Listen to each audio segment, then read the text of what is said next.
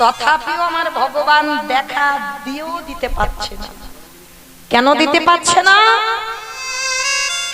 এখনো দেহটা শুদ্ধ হয়নি। বাবা মা সংস্কারে ভগবানের ভক্ত, কিন্তু নদী পার হতে গেলে তো বাবা একটা নৌকা লাগবে। সাঁতার কেটে নদী কি সবাই পার হতে পারবে? পারবে না তো, তাহলে নৌকা লাগবে। আর সেই গুরুরূপী নৌকাটাকে আশ্রয় করতে হবে। আর গুরুরূপী নৌকাতে চাপলে তবে বাবা এখন তো দুর্লভ একটা সদ্গুরু। জগৎটা তো ভেজালে পরিপূর্ণ বাবা, সব তো সাজাতে পরিপূর্ণ। গুরু যদি ধরতে হয়, গুরু তাকে বলে বাবা শিষ্যের শরীরের ব্যাধি গুরুদেব নিতে পারবে। কারণ তুমি যখন গুরুদেবের বাম দিকে বসে মন্ত্রটা নিয়েছো, গুরু শিষ্যের ভেদাভেদ থাকে না বাবা, ছিদ্র হয়ে যায় দেহটা। শিষ্যের শরীরের পাপ পূর্ণ গুরুর শরীরে আসে, আর গুরুদেবের শরীরের পাপ পূর্ণ শিষ্যের শরীরে আসে, আদান প্রদান হয়ে যায়। তাহলে এখনকার আর গুরুদেবদের একজন গুরুকে বলতে পারবে আমার শরীরে একটা ব্যাধি হয়েছে, গুরুদেব তুমি একটু নিয়ে নেবে? একবার বলে দেখো গুরুদেবকে নিতে পারে কিনা? পারবে না। তাহলে গুরু যদি হতে হয়, শ্রী শ্রী রামকৃষ্ণ পরমহংস দেবের মতো গুরু হও, ওই রকম গুরু ধরো। গিরিশের গলায় ক্যান্সার হলো, সেই ক্যান্সার ঠাকুর নিজের গলাতে নিয়ে নিল। কেন? ঠাকুর বলল জগতে আমার আর প্রয়োজন নেই, তুই হলি নাট্যাচার্য গিরিশ। তোর নাটক যখন সমাজে বাজবে, তোর নাটক যখন সমাজের মানুষ শুনবে, সমাজ শিক্ষা পাবে। দে তোর ওই ক্যান্সারটা আমার দে তো দেখি। কি গো বাবা, নাই গিরিশের ক্যান্সার? তাহলে গুরু ধরতে হলে আমার মহাপ্রভু বলছেন এই রকম সৎগুরু আশ্রয় করো, যার গুরু শিষ্যের ভেদাভেদ থাকবে না। তাহলে আজকের এসে বাবা শবরীমার সামনে এলেও দেখা দিতে পারছে না। কেন? শবরীমা বাবা মা সংস্কারে ভক্ত, কিন্তু দেহটা শুদ্ধ হয়নি। এখন শুদ্ধ করতে হবে তো। আর ওদের মধ্যে একজন সাধু ছিল, যার নাম হচ্ছে রামানন্দ স্বামী। এই রামানন্দ স্বামী হচ্ছে শবরীমার দীক্ষা গুরু। শবরীমা তখন তো ছোট, কোলে করে তুলে নিয়েছে, ওকে মেরো না গো, মেরো না, ও মরে যাবে।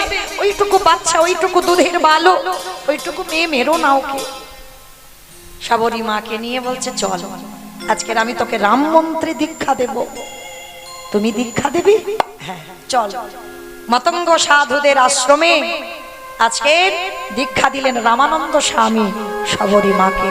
আর দীক্ষা দেবার পরে বলছে শোন মেয়ে, যা কিছু খাবি খবরদার ভগবানকে যেন না দিয়ে কোনোদিন ভুল যেন না হয়, দিয়ে খাবি। কেমন? যা কিছু খাবি। শবরী ছোট্ট বলছে গুরুদেব আমার তো কিছু নেই। কে বলেছে তোর কিছু নেই? তোর যেটা আছে জগতে অনেকের সেটা নেই। কে গো মাইরা, শবরীমার আছে কি? কিছু নেই, কিন্তু আছে কি? ভক্তি। ভক্তি যার কৃষ্ণ তার সর্বশাস্ত্রে কয়, ভক্তি না থাকিলে কৃষ্ণ দেখিও কি বা হয়। ও মাইরা বলো তো ভগবান সব থেকে কাকে বেশি ভালোবাসে? টাকা ভালোবাসে। টাকা ভালোবাসে? কাকে ভালোবাসে? ভক্ত। বাহ, ভক্ত। কেন ভালোবাসে ভক্তকে? কেন ভালোবাসে? ভক্তের কাছে যে সম্পত্তি আছে, সেই সম্পত্তি আমার ভগবানের নেই। সেই সম্পত্তি আপনাদের কাছে আছে বলে এত গরমে বসে আছে, কিন্তু ওই ব্যাপার নেই। ও বাসি হাতে ওইখানে দাঁড়িয়ে থাকতে পারে, কিন্তু এইখানে বসতে পারবে না। ও দাঁড়াতে পারে কিন্তু বসতে পারে না। কেন? ভগবানের সব আছে। সরৈশ্বর্যপূর্ণ ভগবান, 16 কলায় পরিপূর্ণ, অনিমা মহিমা প্রাপ্তি প্রকম্মা লঘিমা নিশিতা কামাবসিতা স্থিতি ঐশ্বর্য বীর্য যশ শ্রী জ্ঞান বৈরাগ্য লীলা কৃপা, 16 কলায় পরিপূর্ণ, 64 গুণাধিপতি কৃষ্ণ, পূর্ণ ব্রহ্ম সনাতন ভগবান, সব আছে। কিন্তু একটা জিনিস নাই, সেটা কি না? সেটা হলো ভক্তি। যার জন্য সবসময় বাবা ভগবান ভক্তের পায়ে পায়ে জড়িয়ে জড়িয়ে বেড়ায়। কেন জানো? মানে পায়ে পায়ে ঠেকিয়ে বেড়ায়। কেন জানো? কারণ ভগবান জানে আমার কাছে তো ওই সম্পত্তিটা নেই। হ্যাঁ, যদি ভক্ত সঙ্গ করতে করতে ওই ভক্তি যদি কিঞ্চিত আমার আসে, ওই জন্য ভক্ত সঙ্গ করে। এইবার রামচন্দ্রের রাম মন্ত্রে দীক্ষা দিল শবরী মাকে।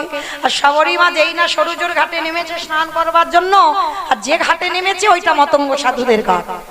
সাধুরা বলে বলেন, হাই হাই হাই হাই গো, আমাদের ঘাট অপবিত্র হয়ে গেল গো, ছি ছি ছি ছি ছি। অমাইরা যখন দূর দূর করছিল, শবরী মা রেগে গিয়ে অভিশাপ দিয়েছিল, এই মুহূর্তে অভিশাপ দেব, আমি চণ্ডালিনী হতে পারি যদি আমার হৃদয়ে রাম ভক্তি থাকে। এই সরুজ নদীর জল অপবিত্র হোক, এই নদীর জল কৃমিকীটে পরিণত হোক, এই জল দেব সেবায় শিব সেবায় লাগবে না, এর তীরে কুকুরে প্রস্রাব করে দিন।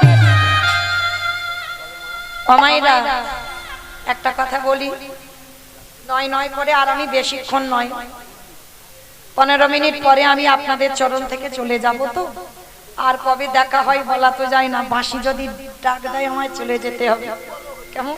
হ্যাঁ, তাহলে কৃপা করে যখন সাক্ষাৎ হলো, আর হোক বা না হোক, আমার কমিটি দাদা ভাইরা আপনাদের চরণে যাবেন, যার যেমন সামর্থ্য আছে, যার যেমন ক্ষমতা আছে। আর বিশেষ করে আপনারা দেখতে পাচ্ছেন ভিতরে আমার মন্দির নির্মাণের জন্য সবেমাত্র গাঁথা শুরু হচ্ছে। হ্যাঁ, সবে বনে তৈরি হয়েছে। কৃপা করে আপনারা একটু যদি বেশি বেশি কিছু করে দেন, তাহলে আমার বিশ্বাস মন্দিরটা আসে। বলাই না, বলাই না,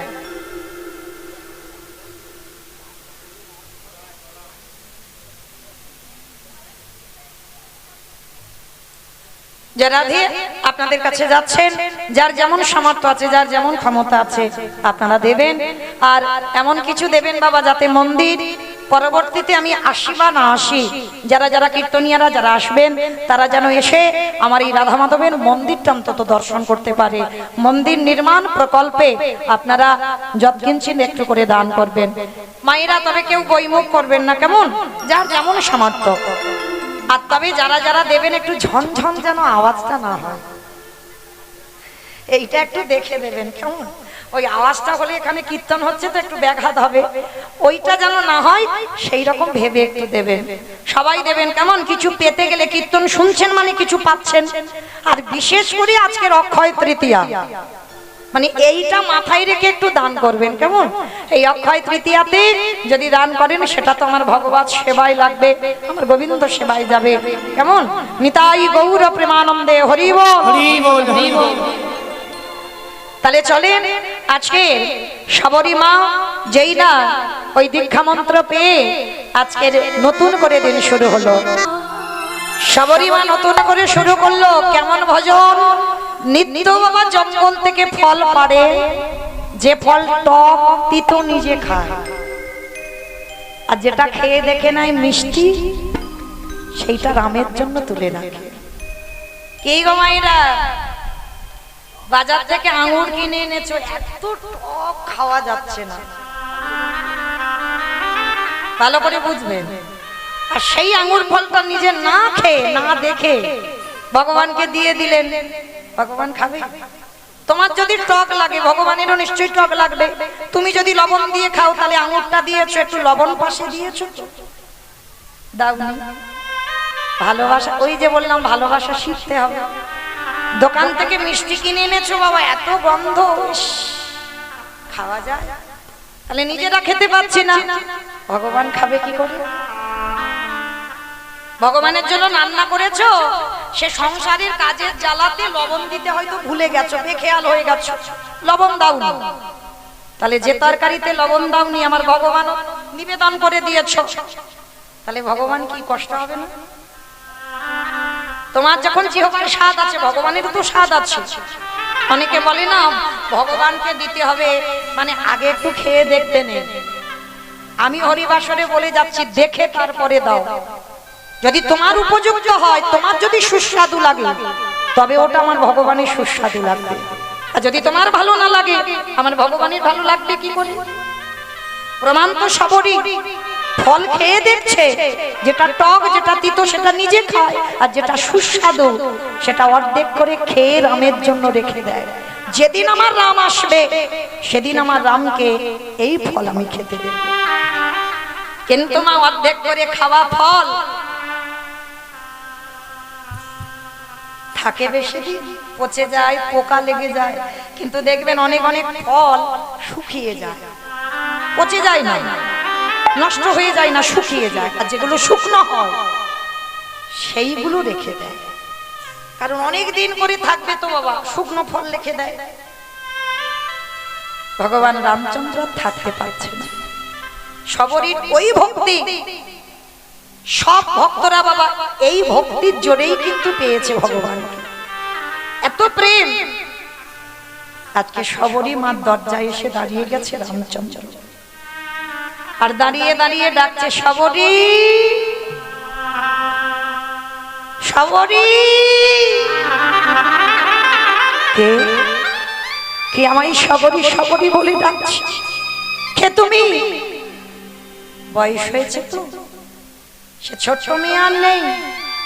রামকে ডাকতে ডাকতে দম তো পড়ে গেছে, কেশ পেকে গেছে, চামড়া আলগা হয়ে গেছে। এবার যাবার সময়, লাঠি ঠুকতে ঠুকতে দরজায় এসেছে। এসে দেখে না রাম আর লক্ষণ দুই ভাই দাঁড়িয়ে আছে। কে গো তোমরা? সে কি রে মা, চিনতে পারলি না? যাকে পাবার জন্য যোগী মনি কাঁদে। ভগবান যদি আমাদের দুয়ারে আসে মা, চেয়ার বা আসন পেতে দেবেন, সিংহাসন, ভগবান বসবে। সবরই মাত্র তা নেই গো, ভগবান এসেছে কাঙালির ঘর, কিসে করে বসতে দেবে? সবরই মা ছুটে গেল জঙ্গলে, একটা শুকনো পাতা এনেছে, পাতা বিছিয়ে দিয়েছে। চরণ ধোবাবে, সে পাত্র নেই ভগবানের চরণ ধোবাবার মতো। আর ভগবানের চরণ রাখতে গেলে মা স্বর্ণ পাত্রে রাখতে হয়।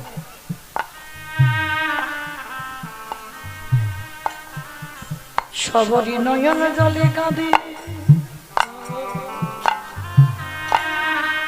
আরে মনে মনে বলে রাম দয়াময়, তোমার চরণ যুগল লাগে বারে মতোই আমার জায়গা নেই, তাই আমার হৃদয় পাত্র পেতে দিলা, দাম দাম চরণ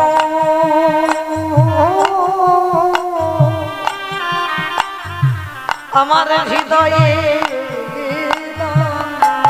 ওহে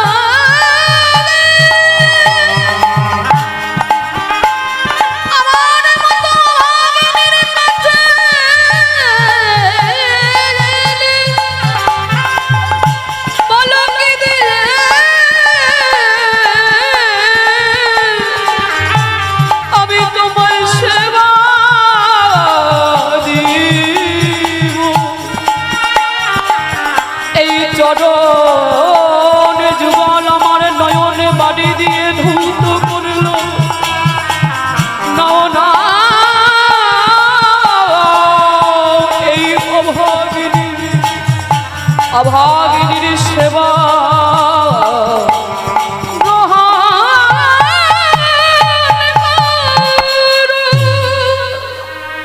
চরণটা চোখের জলে ধোয়াচ্ছে মা, তাহলে কতটা জল বাহির হলে তবে চরণ ধোয়ানো যায়। আঁচল দিয়ে মোছালে ব্যথা লাগবে, মাথার কেশ খুলে রামচন্দ্রের চরণ দুটো মুছিয়ে দিল।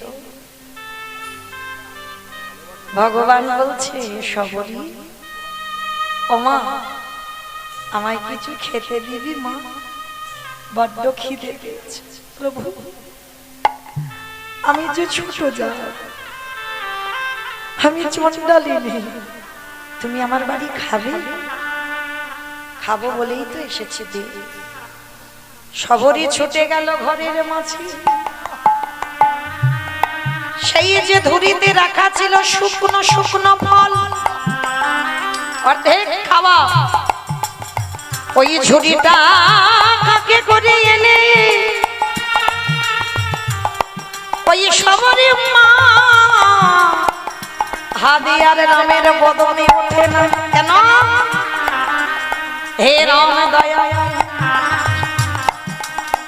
সময় থাকতে তুমি এলে না, যদি বা এসেছ তুমি অসময়ে এসে দাঁড়িয়েছ। ও গো দয়া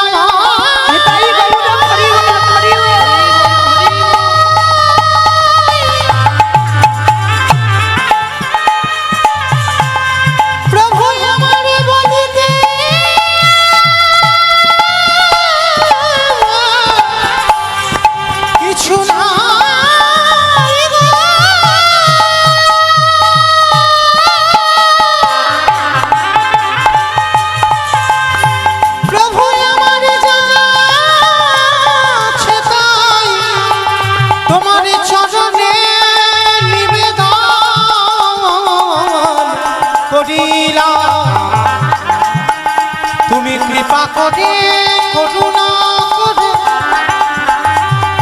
যা আছে করো।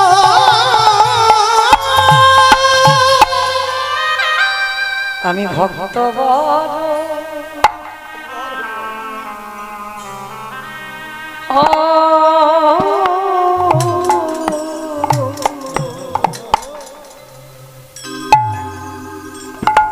ভালো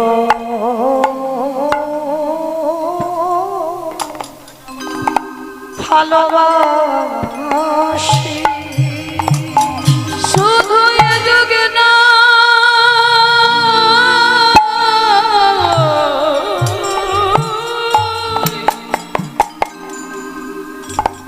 প্রতি যুগে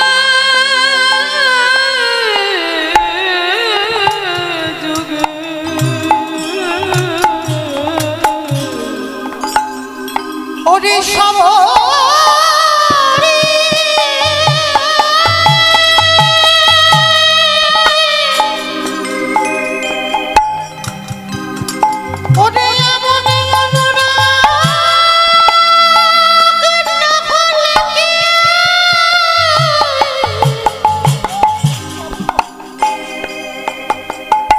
কৃষ্ণ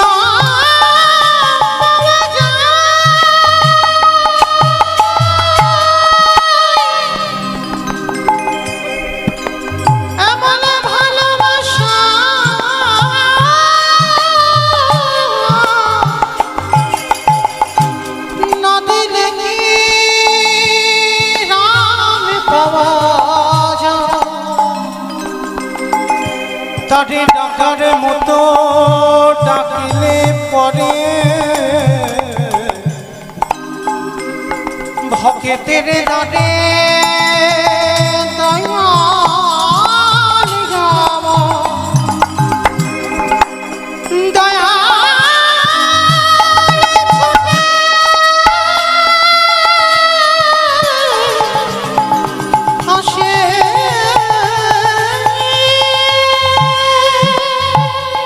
সবরি দেমা খেতে, যেই না রামচন্দ্রের বদনে ফলটা দেবে বলে তুলল, পাশে দাঁড়িয়েছিল লক্ষণ।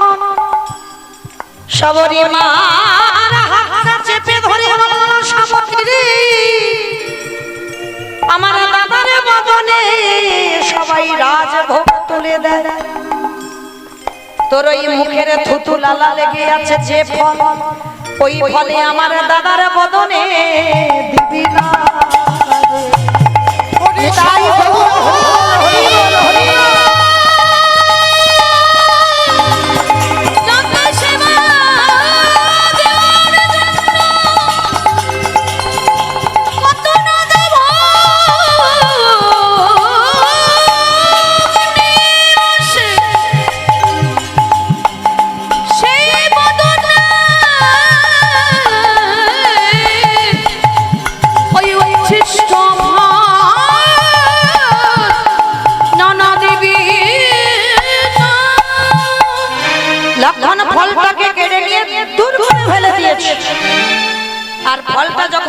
করে ফেলে দিল। সঙ্গে সঙ্গে সবরী মা রেগে গিয়ে বললেন, ওরে অপদার্থ,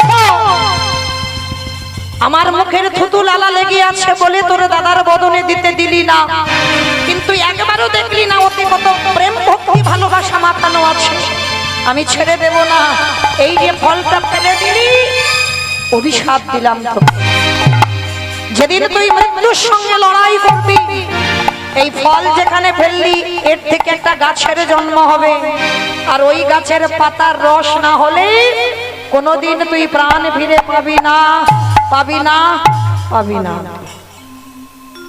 যে ফলটা ফেলে দিয়েছিল উচ্ছিষ্ট ফল, তার থেকে জন্ম নিল বিশল্য করলি পাতা।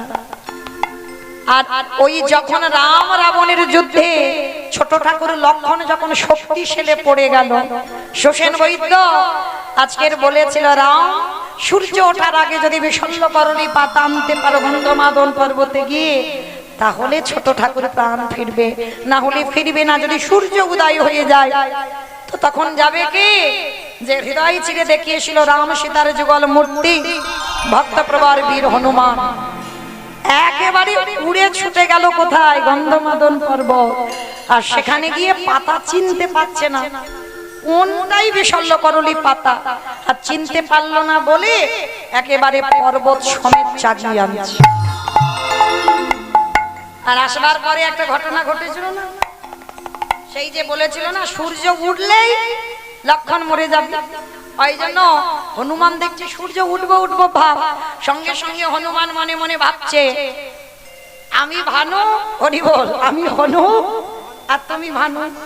সূর্যদেবের তো অনেক নাম, 108টা নাম, আর তার মধ্যে হনুমান গিয়েছে একেবারে সূর্যদেবের কাছে। সূর্যের যে তেজ, হ্যাঁ, সেখানে যেতে পারে না, কিন্তু ওই হনুমান ছোটবেলায় লাড্ডু মনে করে গিলে খেয়ে ফেলেছে। কত শক্তিশালী বাবা হনুমান। আর সেই হনুমান আমার সূর্যদেবের কাছে গিয়ে বলছে, এই যে তুমি ভানু, আমি হনু, দুজনের নামের কত মিল, এসো না একটু কোলাকুলি করি। সূর্যদেব অত বুঝতে পারিনি, এটাও তো ভালো, উনি হনু আমি ভানু, তাহলে এসো দুজনের নামের মিল যখন, বন্ধু হব। আর যেই না কোলাকুলি করতে গেছে, আমার চালাক হনুমান কি করেছে, সূর্যদেবকে নিয়ে কক্ষের ভিতরে এইবারে করজোর করে বললেন, এই সূর্যদেব, ক্ষণকালের জন্য তুমি আমায় ক্ষমা করে দাও, তুমি হলে দেবতা আর আমি হলাম ভক্ত, তবে তোমার থেকে আমার শক্তি বেশি নয়, তবে এখন আমার শক্তি বেশি। কেন? কারণ তুমি যদি উদয় হয়ে যাও তাহলে ছোট ঠাকুর লক্ষণ আর প্রাণী বাঁচবে না, তাই কিছুক্ষণের জন্য তোমাকে কক্ষের মধ্যে আমি লুকিয়ে রাখলাম, তুমি আমায় ক্ষমা করে দাও। এই ঘটনাটা ঘটেছিল না? তাহলে আজকের যেই না গন্ধমাদন পর্বতটা এনে রাখলো, আর সেই বিশল্য করলি পাতা চিনে পাতার রসটা নিগড়ে নিয়ে লক্ষণের বদনে দিচ্ছে। লক্ষণ প্রাণ ফিরে পেয়ে প্রশ্ন করলো, ওগো দাদা গো, এই যে জগৎ সংসার আছে, তুমি জানো না এমন কোন কর্ম নাই সব তোমার ইচ্ছাতে হয়, তাহলে তুমি যদি মনে কমে গেল কেন সংসার, তুমি যদি মনে করতে তাহলে আমার কি প্রয়োজন ছিল? হনুমান গন্ধমাদনে যাবে, বিশল্য করলি পাতা আনবে, পাতার রস চিনে নেগড়ে আমার বদনে দিতে হবে। তুমি যদি মনে করতে দাদা আমার প্রাণটা কি বাঁচাতে পারতে না? ভগবান রামচন্দ্র হেসে বললেন, খুব পারতাম, তবু আমি করব না। কেন করব না? আমি ভক্ত বড় ভালোবাসি, তাই তো ভক্তের লাগি ছুটে আসি, ভক্ত বড় ভালোবাসি, ওই ভক্তের মান বাড়াবার লাগি, আমি ভক্ত বড় ভালোবাসি, ভক্তের মান বাড়াবার লাগি ভগবানের এই কাজ।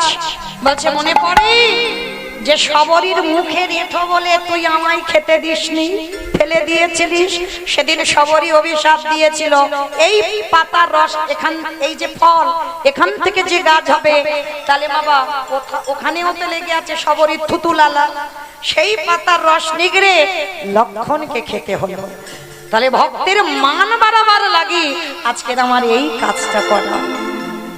এইবার রামচন্দ্র সবরী মাকে বললেন, সবরী, এ জন্মে পরবর্তী দলকে হরিবাসরে আসবার জন্য অনুরোধ করছি। আমার লীলা সমাপ্ত।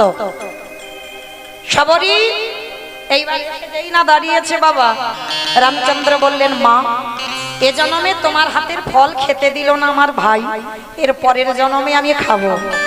তুমি মথুরা নিবাসী, তোমার নাম হবে মালিনী, আর আমি হব ব্রজের কৃষ্ণ। আমার নন্দালয়ে তুমি যখন ফল বিক্রি করতে আসবে, আমি তখন ছোট্ট গোপাল হামাগুড়ি দিয়ে তোমার কাছ থেকে ফল নেব। অনেকে এই কাহিনীটা জানেন। আর এই ফল নাইনি, গোপাল দুমুঠো ধান ফল বালির আঁচলে দিয়েছিল, আর ওই মালিনী ফল বালি ঘরে গিয়ে দেখলো ওটা সাধারণ ধান নয়, সোনার ধানে পরিণত হলো। এইবার বসে বসে নিরজনে নাম জপ করছি, আর বাবা হীরাচন্দাল এসে বলছে, সবরি তোর কিছু হয়নি মা? হবে কি করে বাবা, রাখে হরি মারে কি, আর মারে হরি রাখে কে? যেই আমার মাতৃস্নেহে দুগ্ধ পান করিয়ে যায়, ওই আগুন থেকে এই গাভী আমায় বাঁচিয়ে নিয়ে এসেছে। হীরাচন্দাল গাভীর চরণ চাপটিয়ে ধরে বলছে, ওরে, মানুষ যেটা পারে না সেটা তুই পশুকুলে জন্ম নিয়ে করে দেখা। হ্যাঁ, আয় ওরে, আয় আয়, আজকের তোর কাছ থেকে শিক্ষা হয়ে গেল। দেখবেন মা, এখানে যদি একটা গন্ডগোলের সৃষ্টি হয় না, বহু মানুষ আসে বাবা, বলে দরকার নেই ওখানে মাথা দেবা, চল পালাই চ বাবা, কোথায় এখানে থানা পুলিশ হয়ে যাবে, দরকার নেই ওখানে থাকা। আচ্ছা, তো আজকে হীরাচন্দাল বলছে, তুই একজন পশুকুলে জন্ম নিয়ে তুই দেখিয়ে দিলি এমন ভালোবাসা, আমার জানা ছিল না। নতুন করে আবার একটা পাতার কুড়ে ঘর, এ তো আর আমাদের মতো একতলা দুতলা তিনতলা বিল্ডিং নয় যে সময় লাগবে। পাতার কুড়ে ঘর একটা তৈরি করলো। ভগবান মনে মনে ভাবছে, বাবা, এর মাকে কেড়ে নিলাম, ভক্ত জব্দ হলো না, ঘর পুড়িয়ে দিলাম, ভক্ত জব্দ হলো না, দিব্যি দাঁড়িয়ে আছে। এইবার তৃতীয়বারে পরীক্ষা, এইবার দেখি ওই মেয়ে কি করে। হঠাৎ 3 দিনের জ্বরে দৈব দুর্ঘটনায়, তখন সবরীর বয়স মাত্র 6 বছর, দৈব দুর্ঘটনায় হীরাচন্দালের মৃত্যু হয়ে গেল। বলেন মা, একটা 6 বছরের মেয়ে যার কেউ থাকে না, বাবাই ছিল সাহারা, সে বাবাও যদি চলে যায়, সে মেয়েটার দিন চলবে কি করে? ওই পঞ্চবটির বনে আর কেউ থাকে না, শুধু ওদের একটা কুড়ে ঘর, চন্ডাল জাত আর মতঙ্গ সাধুদের আশ্রম ছিল। সবরী মা বাবার মৃত্যুর পর কিভাবে দিন চলতো জানো? ভক্তদের দিকে তাকিয়ে দেখেন বাবা, জীবনে কত ঘাত প্রতিঘাত পেয়েছে। ওই মতঙ্গ সাধুরা প্রসাদ পেয়ে যে উচ্ছিষ্ট গুলো এঁঠো পাতা ফেলে দিত, কুকুর বিড়ালে এঁঠো গুলো খেত না। সবরী মা খিদে সহ্য করতে না পেরে ওই কুকুর বিড়ালদের সঙ্গে ওই মতঙ্গ সাধুদের এঁঠো গুলো তুলে তুলে খেত। একদিকে কুকুর বিড়াল খায়, একদিকে সবরী মা খায়। কি গো মায়েরা, দেখবেন আমাদের দেহটা চিকিৎসা করে বাবা, রোগে যেন ভরপুর, ওষুধ না হলে দিন চলে না। নিত্য ওষুধ না খেলে তুমি চলতেই পারবে না। এই যে আমি গান গাইছি না, ওষুধ ছাড়াই তো হবে না। তাহলে আমাদের দেহটাই রোগে ভরপুর। কিন্তু যারা রাস্তার পাগল দেখেছেন, চিকিৎসা করে দেখবেন একটাও রোগ পাবে না। বিড়াল কুকুর খায়, সেখানেও তারা খায়। তাদের কোনোদিন বাবা ঘুমানোর জন্য মটির লাগে না, অলআউট লাগে না, মশারি টাঙাতে হয় না।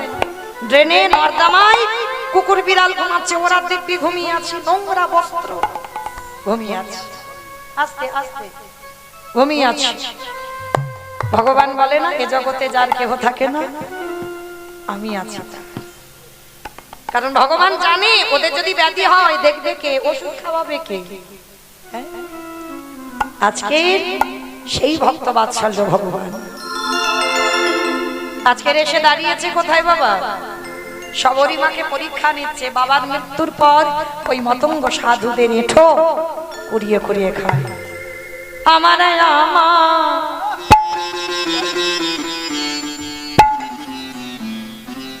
আমার প্রাণ ভগবান জীবন শবরী মায়ে আজকের এসে দাঁড়াচ্ছে শবরী মাকে কৃপা করবে বলে। আরে শবরী মা প্রতিদিন নিরজনে বসে বসে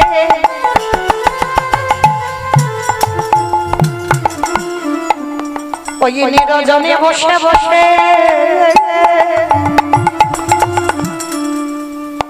আজ রামচন্দ্রের চরণ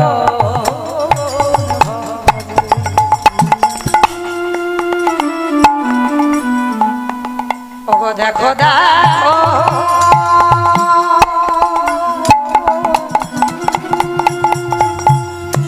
কেমনে ভক্ত হিয়া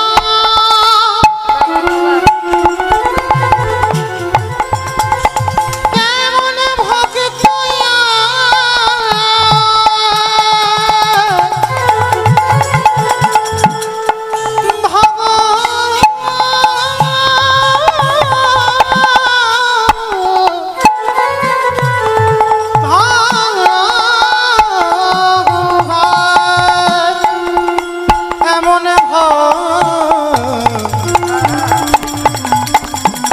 ভক্ত কভু দেখি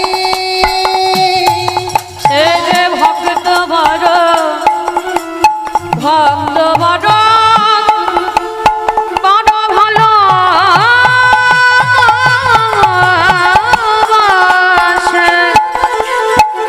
তাই তো ভক্তে লাগে ভক্তের লাগে যুগে যুগে যুগে যুগে যুগে যুগে ধরা আসে সে যে ভক্তে ভক্তে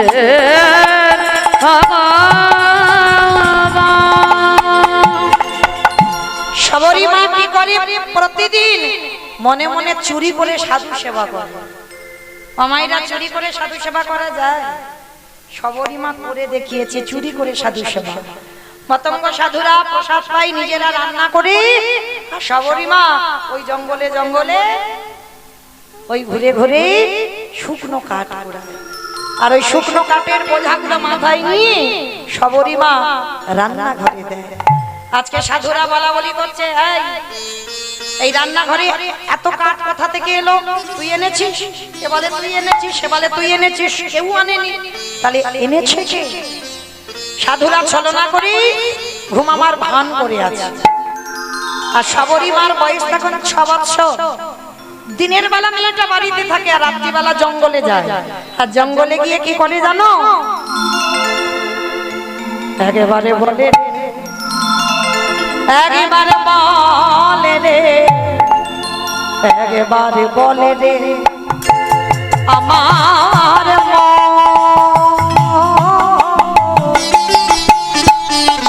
কতদিনে সাধুর একেবারে বলে রে, একেবারে বলে রে, বলে রে আমার কতদিনে পাবি রে সাধুর শ্রী চরণ। একেবারে বলি রে আমার মন, ওরে কতদিনে পাবি রে তুই সাধুর সেই চরণ। ওরে কতদিনে পাবি রে ওরে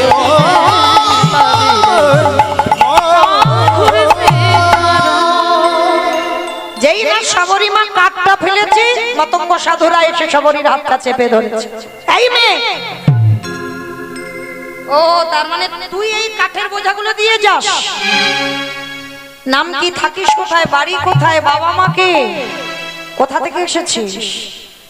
শবরী মা বলে উঠলো, আমি শবরী। ও তুই সেই হীরা চন্ডালের মেয়ে না?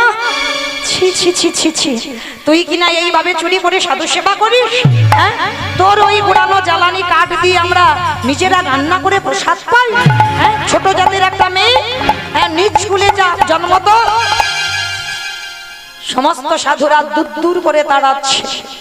শবরী মা একটা কথা বলে ফেলেছিল, আচ্ছা বাবাজি তোমরা যে বারবার বলছো আমি ছোট জাত ছোট জাত ছোট জাত, মুচি হয়ে সুচি হয়ে যদি কৃষ্ণ ভজে, সুচি হয়ে মুচি হয়ে যদি কৃষ্ণ তজে, তাহলে কিসের জন্য আমার ভগবানের যখন জাত বিচার নেই, তোমাদের এত কিসের জাত বিচার হয় গো?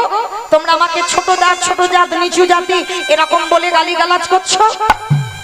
সাধুরা আরো রেগে গেল, তবে রে তুই এইটুকু মেয়ে, তোর কাছ থেকে শিক্ষা নেবো আমরা। ওই যে জ্বালানি কাঠ এনেছিল মা, ওই কাঠ নিয়ে শবরী মাকে মারছে, দূর হয়ে যা, বেরিয়ে যা, দূর। দয়া মামা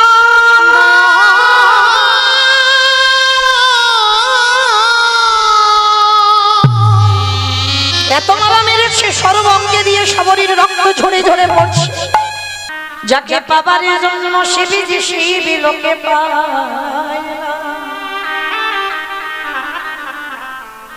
ওই ব্রহ্মা ব্রহ্ম লোকে পায় না,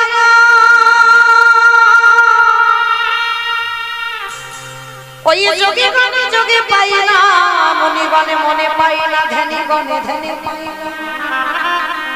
সেই চরণ আজ তোর দরজা এসে দাঁড়াইছে। ওগো দয়াময় তাই বলো, হরি বল, হরি বল, হরি বল।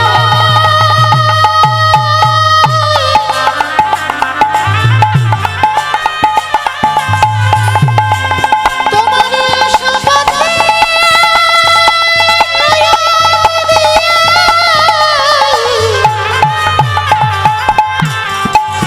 আমি যে কত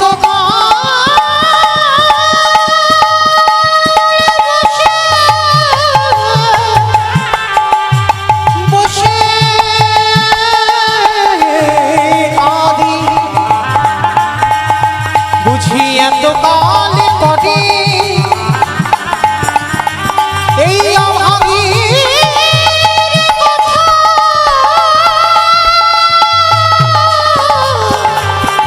তোমার মনে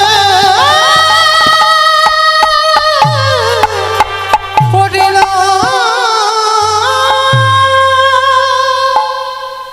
ধূলি গৃহ সাজন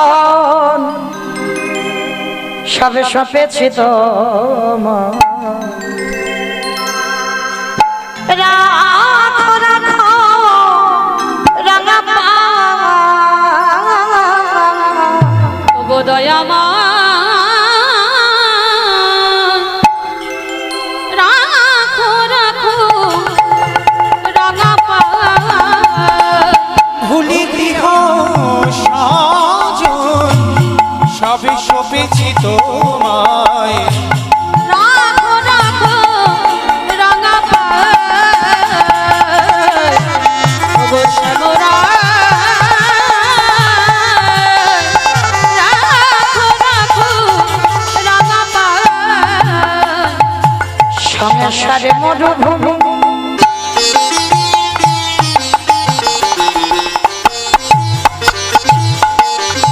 নাহি তো ছায়া,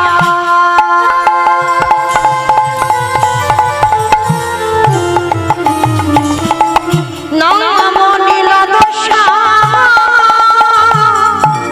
আলমে ঘোয়া,